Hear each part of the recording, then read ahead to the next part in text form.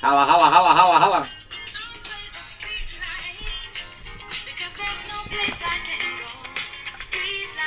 Salutations, creeps! Doc Fugate back at ya. Here to talk about episode 1 of season 7 of The Venture Brothers. Got a little special song playing from Sharky's Machine called Street Life.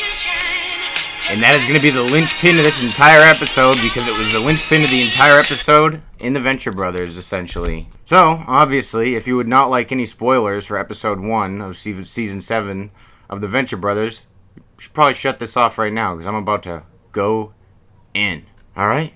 Has everyone left the room that wants to leave? Is everybody in that wants to be in? Alright, let's dig into it.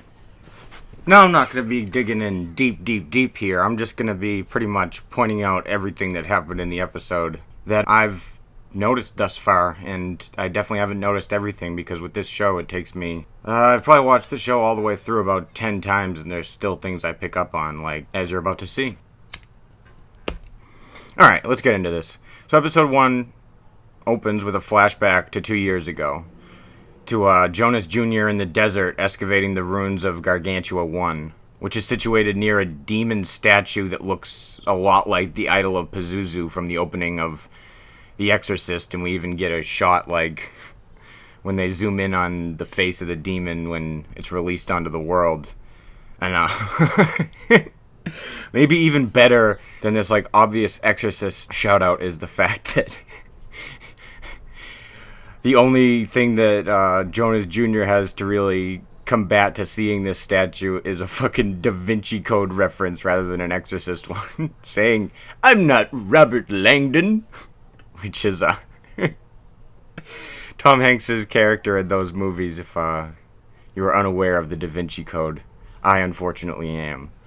We then see as he goes in the problem light, which Rusty had to try and fix in the first season in that episode, Careers in Science, where the only one where we're really aboard Gargantua 1. We also see mounds of dead scorpions in front of it. Flash forward to Uncle Hatred conducting a tour showing off the piece of the first Venture space station, which is shown sucking the blood from a beetle and powering on as they move on. So something is wrong with that problem light that Rusty was trying to fix in the first season, and we see that it has some sort of, it's like a straw that comes out and sucks the life out of all of these animals, which it must have done to those scorpions in Egypt. I really hope you can't hear my stupid kid neighbors downstairs right now. We then cut to nighttime, and everyone is woken by the song Street Life, which I showed you at the beginning from the movie Sharky's Machine, which Bud Manstrong was playing in the space station Gargantua 1 during a horrible airlock accident long time ago.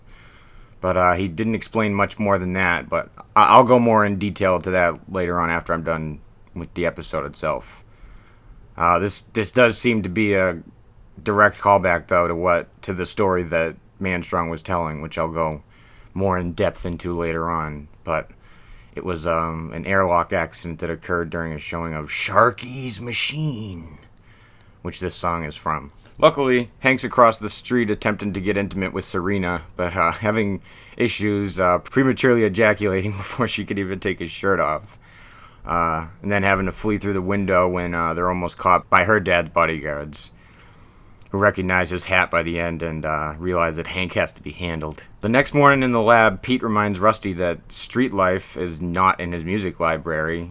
The reason he knows this is because he was a college DJ and he knows what song is in everyone's library. And then, right on cue, the song kicks back in again and the supercomputer begins speaking in some code version of tongues, apparently.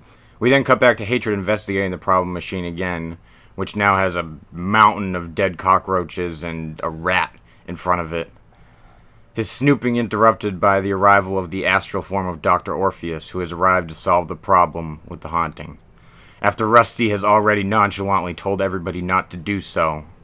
But Dean called Orpheus while Rusty was too busy mansplaining, or as Rusty said, science-splaining, depending on how you look at it, I guess, the problem away.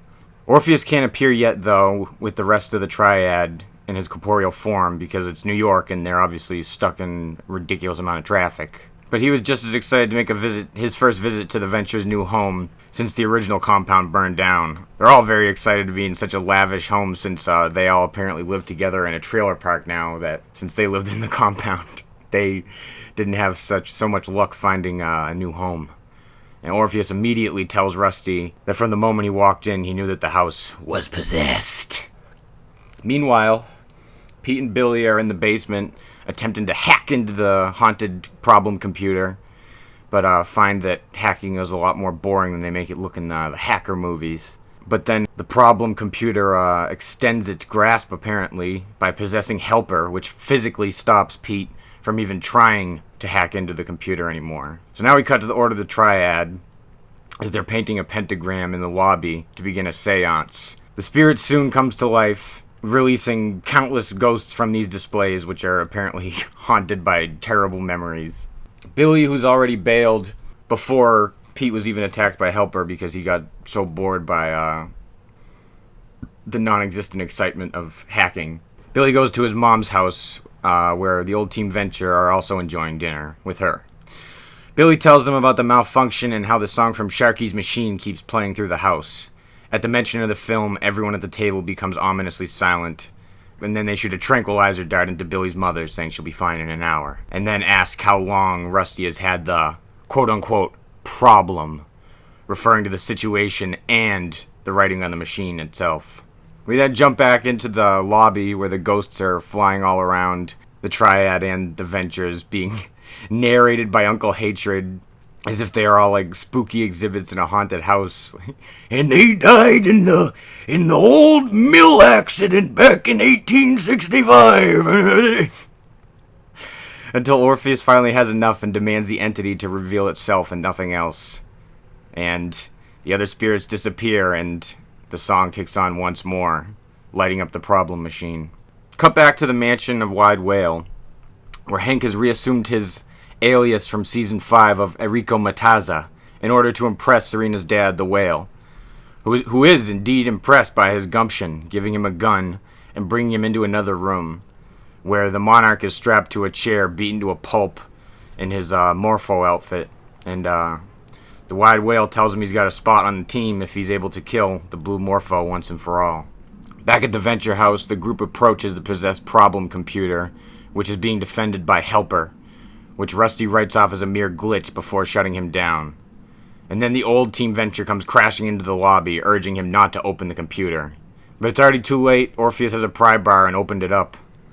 And inside is the disembodied, cybernetically preserved body of Jonas Venture Sr., which Colonel Gentleman reveals as an acronym for Progressive Biological Life Extension Module, which Venture had instructed them to put him inside of after his death. The voice of his father then calls out to Rusty, the moment of reconciliation being interrupted by Pete coming out with an axe and physically hacking the problem, which causes the house to begin to attempt to run away. And then we get a big middle finger of to be continued. So I guess we're going to have to wait and see what happens with the house. And obviously everybody inside of it. Alright, so now let's dig in. First of all, this seems like the biggest tie-in is from Season 1, like I was saying earlier, Careers in Science. Finally adding more substance to the Phantom Spaceman story that Bud Manstrong told. Manstrong told the story that he was an employee aboard the Gargantua 1 space station. He became disgruntled, but hid this from his coworkers. He invited the crew to a screening of the movie Sharky's Machine, which is obviously having some pretty strong relevance in this new season. So I think it might have something to do with when Jonas died. A large number of the crew attended Sharky's Machine, and the man who became the Phantom Spaceman opened the bay doors to space, killing most of the crew and himself. He was said then to roam the space station as the Phantom Spaceman.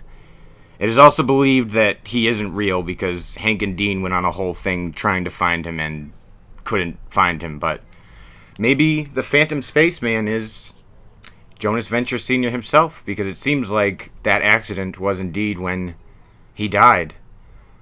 I don't know. I'm sure we're going to find out, but I think that's a pretty, the puzzle pieces seem to definitely fit in that one.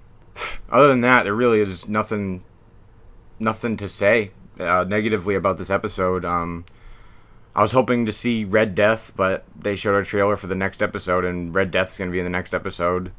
Maybe we'll get the real story of the Phantom Spaceman in the next one. I got my fingers crossed, but whatever they bring us, apparently it's going to be amazing, because this was nothing short of mind-blowing. Alright, creeps. Until next time, I hope you enjoyed this. Peace out.